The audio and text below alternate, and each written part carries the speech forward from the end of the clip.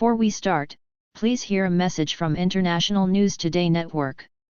Starting today, for every subscriber, International News Today Network will plant one tree to save our planet.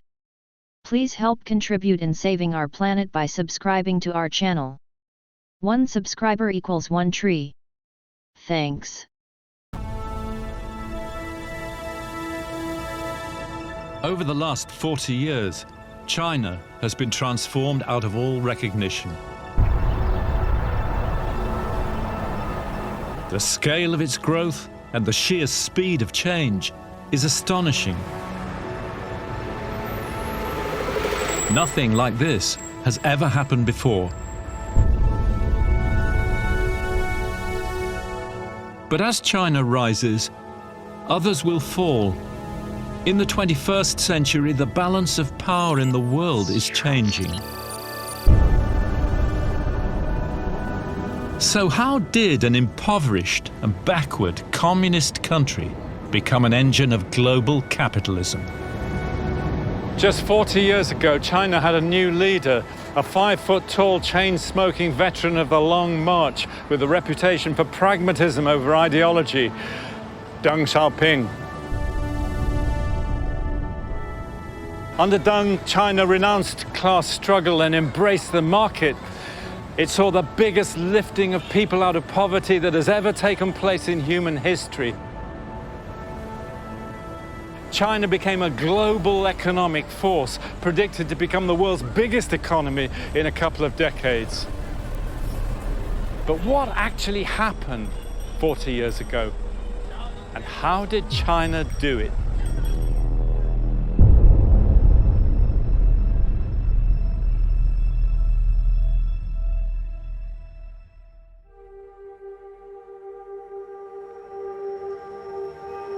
China has 1.4 billion people, a fifth of all humanity.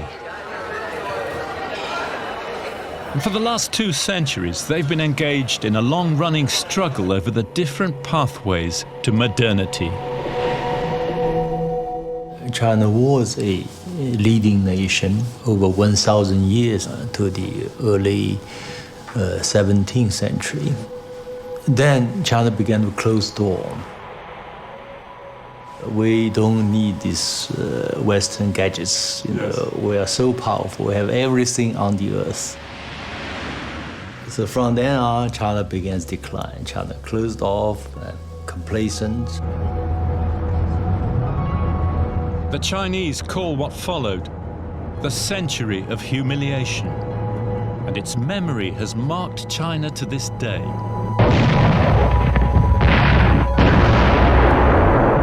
It suffered colonial oppression, Japanese invasion, and then civil war. 14 million Chinese people died in World War II alone. And in the countryside, the people were reduced to starvation. From 1840, the first Opium War with UK, the longest continued stability for China was no more than 10 years. So China's modernization process was interrupted again and again. And by foreign aggression, by peasant uprising, by civil wars. So the communist triumph of 1949, they hoped, would bring peace. But soon economic disasters led to the Great Famine, and then in the 60s the class struggles of the Cultural Revolution, when Chairman Mao waged war on China's traditional culture. China had struggled with modernization because previously China had tried to modernize in keeping China's old traditional way of doing things. And the Cultural Revolution essentially was an attack on China's traditional way of doing things. By the early 70s, the country was traumatized and exhausted, its economy in ruins. The people were desperate for a new path. Most people, I would say, ordinary people, were fed up with this excessive, radical ideological campaigns one after another. So Deng Xiaoping personified this kind of demand for change.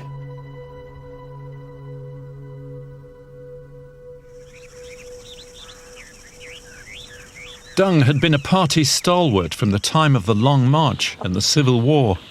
But in the Cultural Revolution, he was purged for criticizing Mao. Exiled to the countryside, he worked as a fitter in a tractor factory. Deng had been in the top leadership ever since 1949. And then he spent about 3 years in the countryside. A lot of the greatest leaders, Churchill, de Gaulle, Abraham Lincoln, they all had been in very high positions, fell, and then had time to think. And Deng's conclusion was that rigid ideology had wrecked China's economy. In the 1970s, China was an agricultural country. 80% of the people worked the land. And after 3 decades of communism, they were still poor. 老百姓的生活很苦大。我从出生到20岁，不管是冬天夏天，都没有穿过鞋。那个老百姓啊，有辆自行车啊，就感到很富有的了。When I was growing up, hunger always haunted me. Almost every day, the thought of finding something to eat was always there. The overriding priority was to lift the people out of poverty. And in 1976, when Mao died, the opportunity came. Deng Xiaoping returned from exile, determined to change China's direction. Deng had a vision, and it was that China should become more prosperous. He shared Mao Zedong's concept that the only way for China to become more prosperous was to have stability, and he believed, as did Mao, that the only way you could have stability was through one-party rule by a communist party that kept all of the power in its own hands. But Mao's concept was not really stability. It was permanent revolution. And Deng didn't accept that. So when Deng came back after Mao died, his vision was that to get rich is glorious and that you do it in the most efficient way. But to achieve that, Deng first needed to outflank the hardline conservatives in the party leadership. And when he came back, he asked first to be put in charge of education. 而现代化就需要人才，这个时候国家最缺的就是人才。所以邓小平恢复工作之后，他首先提出要分管教育和科技工作。The first step was to undo the damage caused by Mao's war on the middle class. 1966, when the Cultural Revolution broke out, they closed down universities. They closed down all the examinations. There were a few people who received party recommendations to go to school, but schools were not operating the way they should.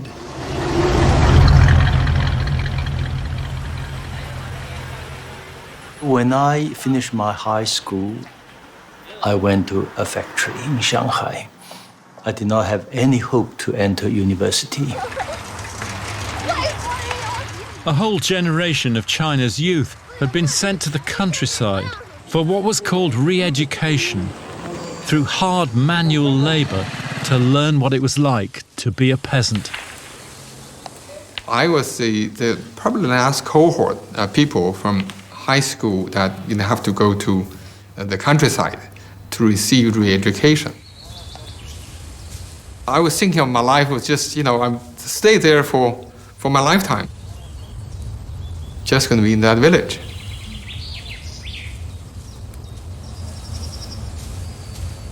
And then in summer 1977, Deng called a conference in Beijing on the future of education. Higher education department Professor Liu Daoyu. He told me, "You are invited by the Deng Xiaoping tomorrow in the Great Hall, in Beijing." I go to the People Great Wall, but no people speak, because at that time that after Cultural Revolution they are very fear. People were scared to yeah, speak out. Scared, yeah. Then the Deng Xiaoping say, "You can take any opinion freely, comfortably." And did you speak? I propose to the Deng Xiaoping, I have an opinion. I propose 16 words for the inter of the university. Those 16 words would change modern China. Exams should start again as soon as possible. They should be free, fair, and open to all, not just the party. Deng agreed, and the first exams took place that December of 1977. When the news announced that actually we can take the examination to get into college, we were just so happy and we were exhilarated. It's just such a life-changing sort of moment for us. It was very tough. 5.7 million candidates applying for the exam. Only less than 5% were admitted, and ages varied from 18 to 35. In my class, I was 20 at that time. They were coal miners, they were farmers, they were soldiers, they were workers, young apprentices like me. So that exam changed the life of many people. In a culture that had for so long believed in the value of education, it was a transformational moment. 因为我的父母是教师，我这样的家庭，我深知教育的重要性，深知多学一些对自己是有用的，当然对国家也是有用的，所以很有学习的动力。So your ambition was to be a teacher as well? 当时我曾经想做教授，我记得当我说出这个愿望的时候，还遭到了一些人的讽刺。后来果然做了教授。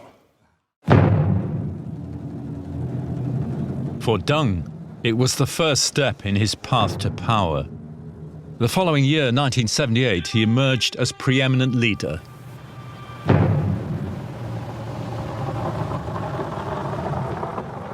He wasn't fully in charge. Hua Guofeng was still officially the top leader, but it was clear that he had been given the authority by his colleagues to be the dominant figure.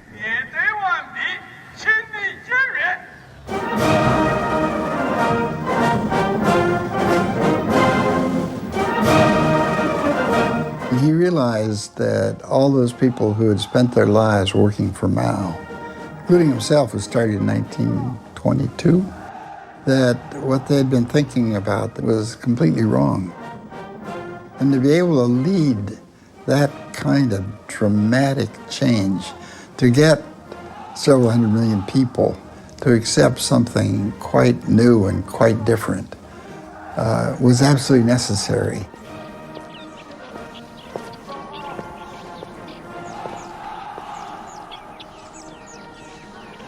When I graduated from college in 1978, I could feel the strong wind of change. The Chinese, many people like me, the Chinese started to face the world and rediscover the world and also to learn from the world. In May 1978, Deng sent a 5-week fact-finding mission to Europe, led by Gu Mu. Gu Mu 是中国国务院的副总理。1978年的5月初到6月初，他率领了一个30人的代表团，到西欧5个国家访问，包括法国、联邦德国、瑞士、比利时和丹麦。They were shocked by what they saw. They'd been taught that capitalist countries brutally exploited their workers and were backward and decadent. But now they saw for themselves how far communist China had fallen behind. 他回国以后，向中央政治局提交了一份书面报告。第一，他认识到欧洲国家的经济、科技发展水平很高，而中国远远地落后了。古牧还汇报了一个重要的情况，就是这5个国家领导人都希望同中国建立密切的经济联系。And they were prepared to help China also, is that right? Yeah. 因为他们意识到中国是巨大的市场，帮助中国发展的同时，他们自己也能得到发展的机会。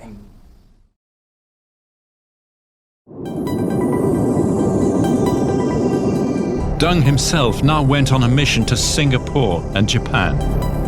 Deng was one of the few communist leaders in China who was exposed to the outside world. He spent almost 6 years in France as a part work, part study student. So this kind of international outlook helped him.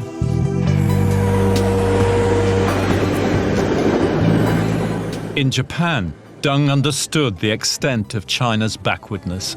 新干线列车当年是210公里的时速，而中国的列车时速是60公里，反差如此之大，可想而知邓小平受到了什么样的刺激。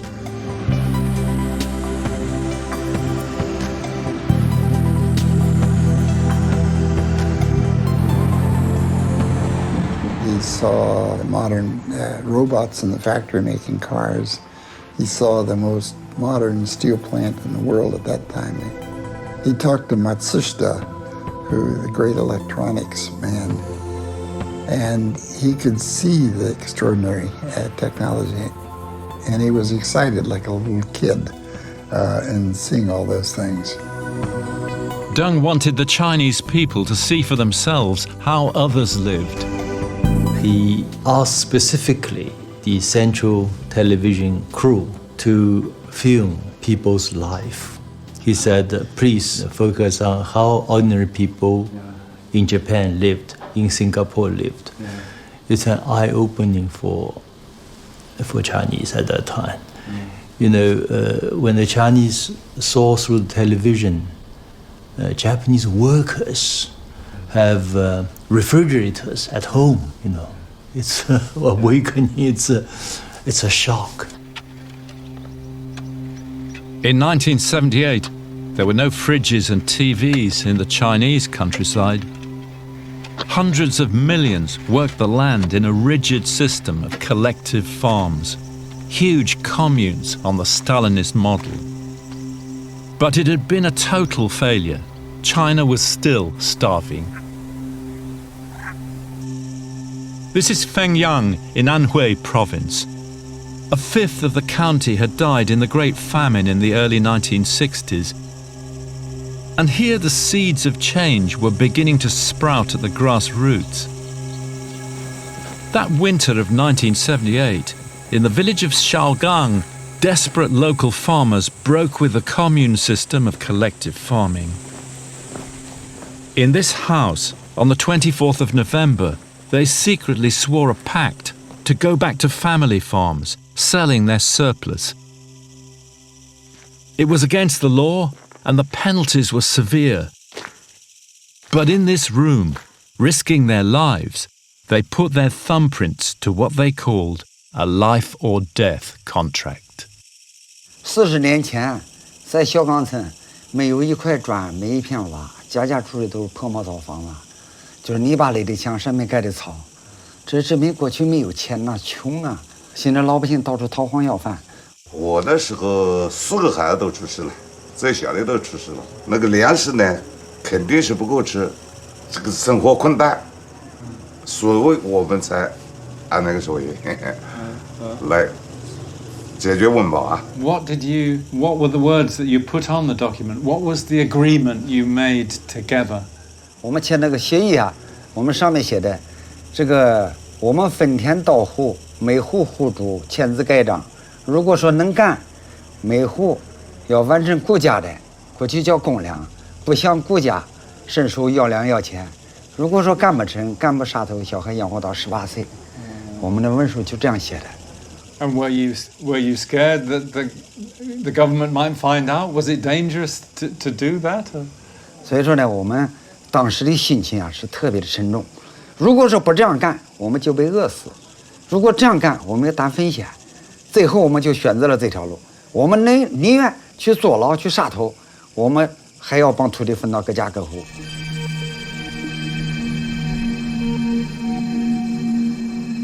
So the ordinary people of China wanted change. The party leadership, though, was still split over the course China should take, between the reformers and the hardliners who feared opening up the market would betray the revolution. Sensing the mood in the nation that autumn, Deng Xiaoping convened a conference about labor in Beijing. The big grey building on the corner is the Jinxi Hotel. It's quite difficult to find. There's no sign saying it's a hotel, and not everybody can book in there, especially if you're a foreigner. Although if you look it up on TripAdvisor, it says that the decor is lovely and the staff are extremely good looking and very well trained. But it's owned by the People's Liberation Army, and many important meetings of the Communist Party have taken place there over the last few decades, showing the path of China's future. But none of them so important as the meeting in December 1978.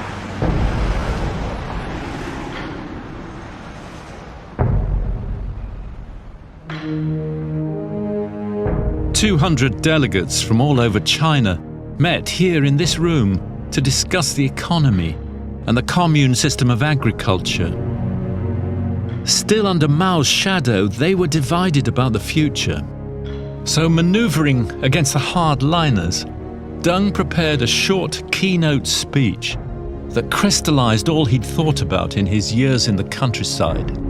The key, Deng said, was to reject ideology.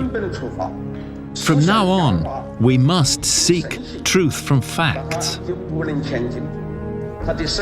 We have to think about what we've done. We're too poor, too backward. I honestly feel sorry for the people. From now on, he said, we must embrace science and technology and open up the market to change the backward condition of our country.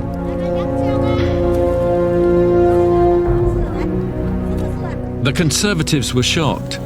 The reformers were excited. Deng concluded, the time has come to liberate our minds.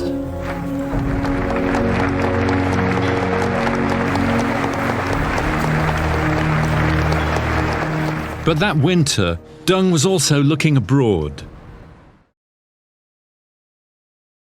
The USA recognized the nationalists in Taiwan, not the communists on the mainland, as the legitimate rulers of China. But now Beijing and the US were in secret negotiations. Stapleton Roy was there. Our relations with China for 20 years were frozen in a pattern of total hostility. During those 20 years, the relations between China and the Soviet Union deteriorated, and we couldn't take advantage of that. And that's what the secret negotiations were all about. We had to break relations with a friendly government. We had to end a security treaty with a friendly government. And we had to remove all of our military forces from Taiwan. And so President Carter was given the choice. Did he want to only get a partial relationship with China, or was he prepared to take the enormous steps necessary in order to get a full diplomatic relationship with China? It was very awkward. Before we began the negotiations, we briefed the top leadership in Congress, both the Republican and Democratic leadership in Congress, as to what our bottom line was in the negotiations. And what they told us was, you're doing the right thing, but we are going to criticize you. Right. So in other words, they were supportive of what we were doing, but for political reasons, they were going to criticize the way it was done. On the 1st of January 1979, the US recognized the People's Republic. And then in mid-January, Deng went to Washington to meet President Jimmy Carter. Today we take another step in the historic normalization of relations which we have begun this year.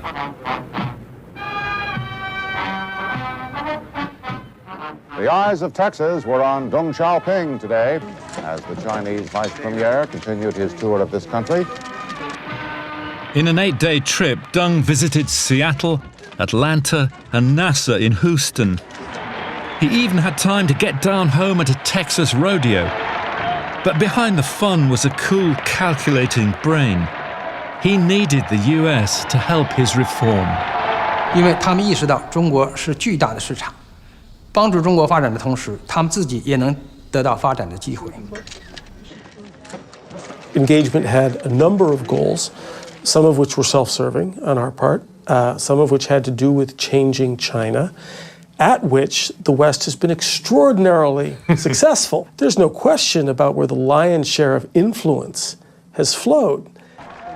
And much of the energy of engagement, and I'm not talking here about government to government, but the institutions, universities, in some cases, cities, counties, churches, that were involved in engagement, it really was about development for a lot of them, about lifting people out of poverty and improving their lives as a matter of human sympathy. To finance the first stage of the reform, Deng asked the UN for help. He'd already made a speech there in 1974 calling for a new economic order. And China, he dreamed, would one day lead it.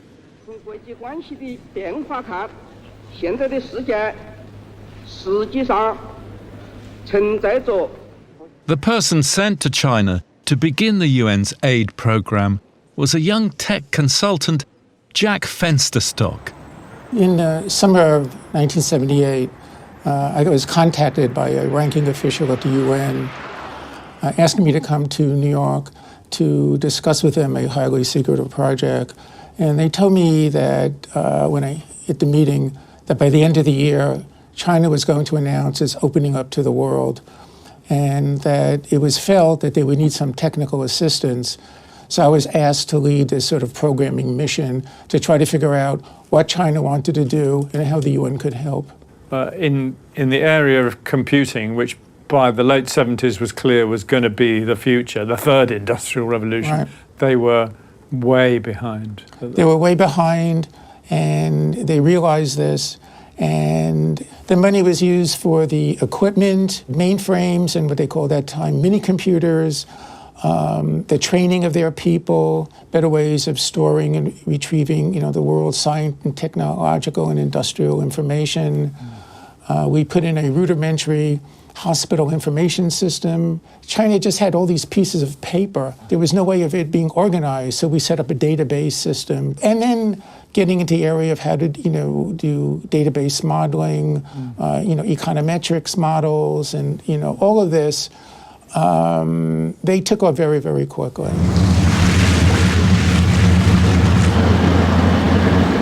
So in early 79, the stage was set for the reforms.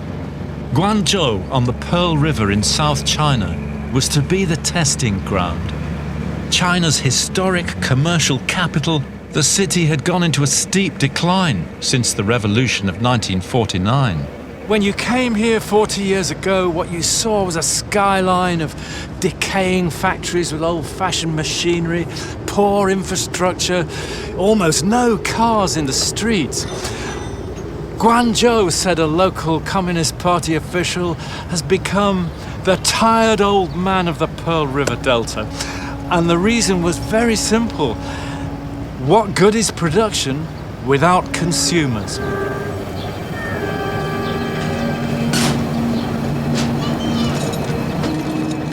My first visit to China was 1973, and at that time, I remember in Guangzhou, there were still dog carts. There were a lot of people without clothes who were so thin that you could not, wondered if they were going to make it. On his return from the States, Deng came down south to initiate the economic reforms. A short drive into the Pearl River Delta, you could look straight across to Hong Kong, then still under British rule. 40 years ago, this was a vision of the promised land. This strait was the gateway to a better life for thousands of poor Chinese whose dreams of wealth often ended in bitter disappointment and even tragedy. 700,000 people, mainly young men, had attempted to cross over to Hong Kong, but many of them swimming directly across. 140,000 made it. Most were turned back, but many drowned. One of the coves here became known as the Cove of Corpses. The reasons for the migration, of course, were economic. You could earn over there 100 times the daily wage of a labourer here in Guangzhou.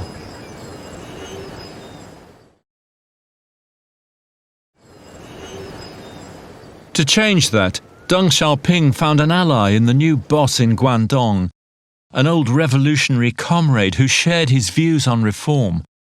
Xi Zhongxun, the father of today's President Xi Jinping. 这小组讨论的发言里面，习仲勋就说，广东那么困难，经济那么落后，主要还是上面捅得太死了，中央捅得太死了。如果广东中央给点全广东放开一点，不要捅得那么死，独立的国家啊，让我自己来弄，没有人干预我的，我几年就可以把它搞上去。邓小平就肯定习仲勋就是要撒出一条血路来，叫他要撒出一条血路来。So Xi Zhongxun was now free to broker huge deals for local industry, unleashing the potential of the new economic reforms. Here in Shenzhen, then just a rocky peninsula opposite Hong Kong, a local entrepreneur proposed a business plan involving foreign investment, a no-go since 1949. He had a plan to create a breaker's yard here, where old Chinese merchant vessels, and there were lots of them, would be broken to pieces and sold as scrap metal to Hong Kong merchants the other side of the water to feed the construction boom over there. Now, of course, there was no space for such an enterprise, but there was here. So on the 31st of January 1979, barely a month since the plenum meeting in the Jinxi Hotel in Beijing, the deal was signed. The first foreign investment contract in the history of the People's Republic of China. Deng had warned Xi that central government had no money to give him, but they devised a plan to try to free the economy through local enterprise. They called it a special economic zone. This was totally typical of Deng Xiaoping's approach. They set up these 4 experimental zones near Hong Kong and Macau. And they permitted market forces to operate in those zones, but not elsewhere in the country. And when the zones were wildly successful, in large measure because Hong Kong took advantage of the cheap labor available on the mainland and moved their production facilities into these special zones. And this then became the model for the entire country. In a system stifled by bureaucracy and ideology, Deng's idea was to give more freedom to local initiative. I think this is really the key. Test something at the local level, see if it works. If it works, expand it on a regional level. If there's pushback, pull it back and retool it and expand it again. Thousands of small businesses were now allowed to spring up everywhere across China. The first on the coast of Zhejiang at Wenzhou, which had always been less controlled by Beijing because of its location. You can see how Wenzhou's been shaped by geography. Hemmed in by the mountains, cut off from the interior, it's always been an outward-looking place. From the Sung dynasty onwards, its merchants have sailed down the river, up the coast to the Yangtze Delta cities, down to the Pearl River and on to Vietnam. So when the great opening up happened 40 years ago, this city, with its clan-based businesses, was ideally situated to take advantage of the new opportunities. And Wenzhou was the first city in China to establish a system of small private enterprise. Wenzhou would be the birthplace of China's private economy. 130,000 small businesses, from noodle bars to China's first private airline. And the first private business certificate in 1979 was issued to a young woman selling knitting in the street. She's still here.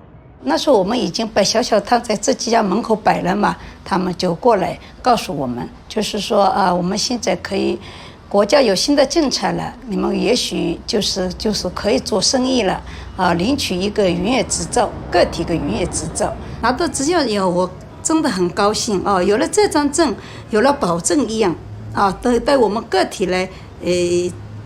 体来说呢是一个保证。So, how did you get into buttons then? How did the button story come? 客人呢来问你家有没有衣服上的纽扣有没有？后来我就一想呢，去上海，那么就去上海呢，城隍庙那边看了一下纽扣特漂亮，我就拿个几十个过来，拿到我们温州这个小摊子大家都很喜欢后来呢，从那时候80年以后，从那时候呢，我就是拿几百个，拿几千个，做小批量生意了，是这样的。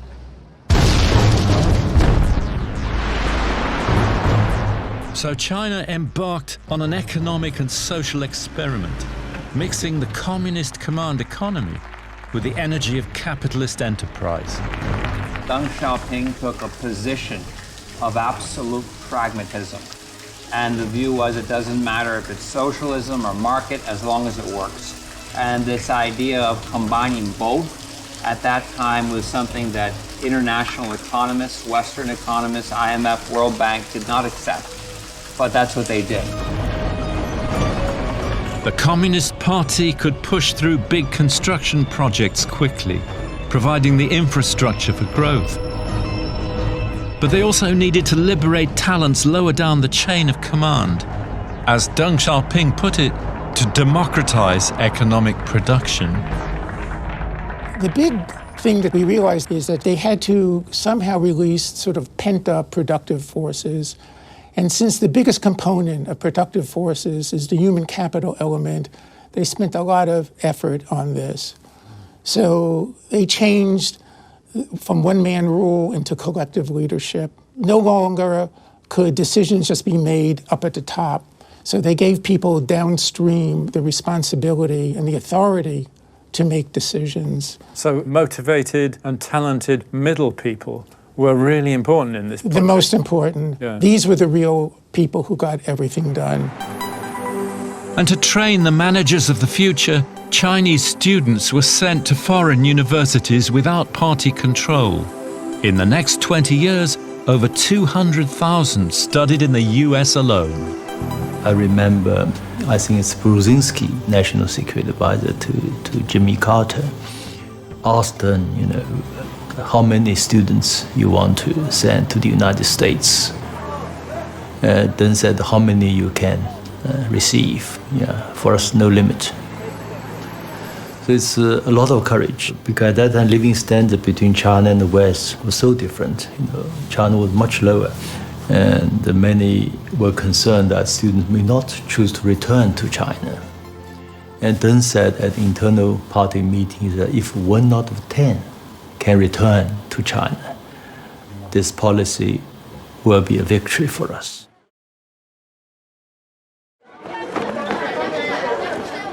But success in the universities depended on standards in schools.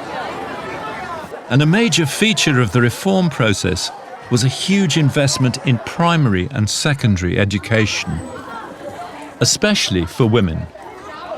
I remember when I was in the middle school, in my class, there were lots of students from the countryside, from nearby villages. And there were very few girls. And even the few in our class, they were constantly urged by their parents to quit study and go home. But all these have changed as the society has progressed. Now you see in the countryside, boys and girls are in schools and they can decide their own future. By the early 80s, the signs of reform were everywhere, from the schools to the cars on the streets where once there were only bicycles. And a huge demographic change began. A key feature of China's modernization process has been urbanization. The rural population of China has been moving into the cities at a rapid pace. Now, to understand China's rapid economic growth, the productivity of a rural worker who moves into a city and gets a factory job increases about 20 times. With a fast-growing middle class, production had to keep pace with consumer demand. And though big centrally controlled factories dominated, tens of thousands of small enterprises accounted for a growing percentage of national output in construction materials and clothes and leather. This shoe factory in Wenzhou was a typical early 80s success story. 1980年，我们这家企业创办，应该来说，当时也是迎着改革开放、中国改革开放的冲锋。当时也是一家小作坊，慢慢的现在发展到了中国鞋业的领军企业啊。目前我们有全国各地有2万多名员工，而且品牌现在广受消费者的喜爱。 中国鞋都，它有一个非常健全的产业链的一个发展的格局。So in just 4 years, China's agriculture, education and industry were reformed, private business allowed to flourish. They even opened a stock exchange. The energies of the Chinese people were being liberated. You're talking about social transformation, economic transformation, psychology changing. All of these things have moved at such a huge pace. It often baffles people here, not to say foreign observers who are trying to catch up and understand what's happening. But Deng Xiaoping's concept of political reform was still only within one-party rule. He embraced only economic liberalization. He rejected political liberalization or globalization, the Western style. He said we must be very cautious on the political front. I call his political reform is rationalization, not democratization. Chinese discourse of modernization since 1978 has been distinct from what we call modernity in the West. China has never claimed interest in liberal ideas and values. It has claimed that it is pursuing modernization, by which it means economic and technological well-being. Economically, this meant seeking new relationships and trade deals around the world. But politically, the absolute power of the Communist Party was reaffirmed. Deng was a pragmatist. His famous quote, is it doesn't matter whether a cat is black or white. If it catches rats, it's a good cat. And he was experimental in looking for the best way to accomplish something. But the real changes to socialism in China occurred after Deng. So after decades of struggle, China's path to modernization had been set.